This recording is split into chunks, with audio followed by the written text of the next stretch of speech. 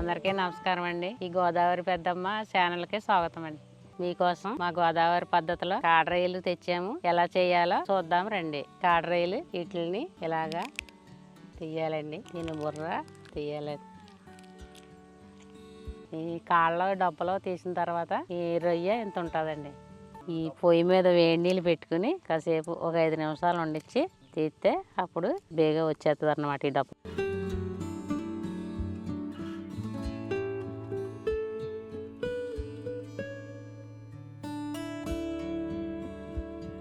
కడిగిన రొయ్యలు తీసుకుని మసాలా, కారం, ఉప్పు అన్నీ వేసుకొని కలుపుకొని ఒక 5 నిమిషాలు పక్కన పెట్టుకోవాలండి.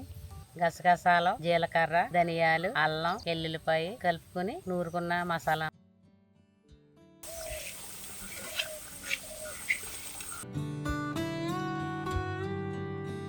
ముందుగా నూరు పెట్టుకున్న పచ్చిమిరపకాయలు, నూరిన మసాలా ఇవన్నీ నూనెలో వేసుకోవాలండి.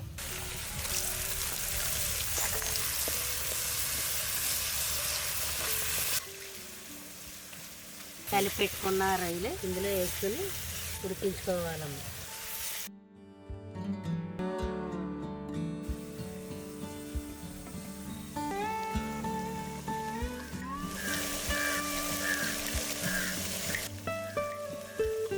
ఇదిగోండి ఇలా దగ్గరికి అయిపోయింది, రెడీ అయిపోయింది.